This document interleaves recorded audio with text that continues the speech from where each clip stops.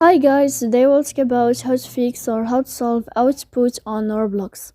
To know how to fix or how to solve the problem of output on Roblox app, you should just go to settings.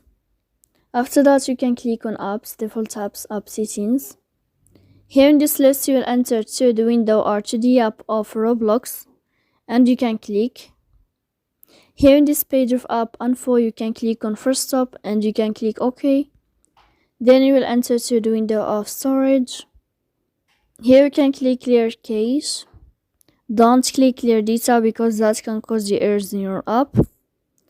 In the end, you can turn off your phone and you can wait a moment to turn on your phone again to fix that problem. So please don't forget to support us by like and subscribe. See you next time in another video and thank you for your attention and your watching.